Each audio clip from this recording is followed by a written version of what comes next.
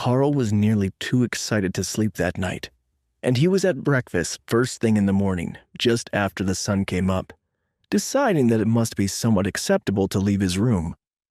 But he wasn't the only one that was excited about their first day off since arriving at the academy, and the common areas were already packed with students planning what they were going to do for the day. The consensus was that they should explore every bit of the grounds today, so that they could find all the best spots for the next time that they had a bit of time off. But that would put a serious damper on his plans for a calm day of studying with Dana. She joined him while he was eating, looking just as tired as he felt after a sleepless night. Good morning. It looks like we misjudged the best spot to study today. Dana greeted him as she sat down with a bowl of oatmeal and a beverage that was so incredibly bright green that Karl was certain it must be toxic. She softly giggled at the concerned look on his face, then sipped the drink. It's an energy drink. They keep them in the fridge over there for students who spend too much time awake studying. It's not as bad as it looks, she explained. Karl nodded reluctantly. They had them at the corner store at home, but he'd never seen one that color before. The miners liked the ones that were mixed with coffee or juice, depending which side of their shift they were on. Karl tapped his mug. I will stick with coffee, thanks. But if it's going to be far too loud to study in the garden, why don't we go to the patio in my room? It's plenty large enough, and there is a spell that isolates it from the rest of the campus. It's perfectly silent, and there is a good table out there. That actually sounds really pleasant. My room is incredibly loud. You can hear the explosions from the students on 3 sides practicing. And I swear if it was any worse, you could hear them breathing.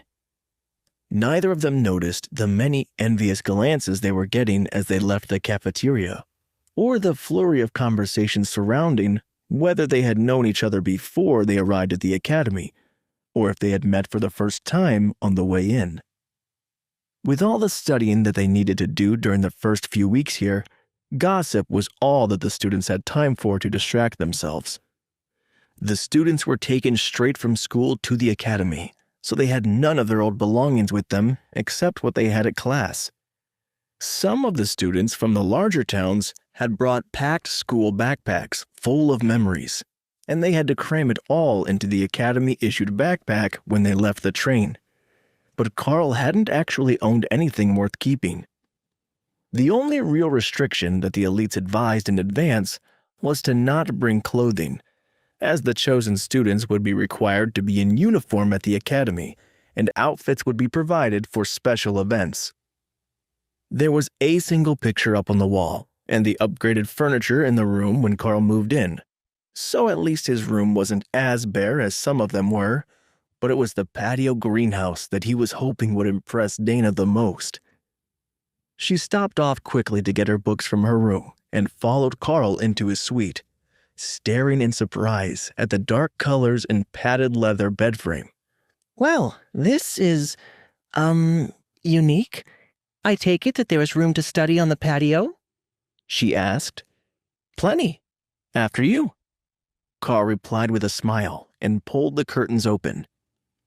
Dana's eyes lit up as she saw the plants outside, and she rushed out onto the balcony to take a look. Hey, this is a moonberry tree, and one of the fruits is ripe, she gasped as she stopped under a tree with small fruits that were slowly turning from green to white. Oh yeah, I meant to look that up and pick it when it was ready.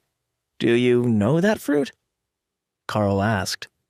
Moonberries are supposed to be super healthy and good for the brain. I saw them one time being brought to a fancy restaurant downtown, she replied. Then go ahead and pick it. We can split it as a snack. Karl agreed.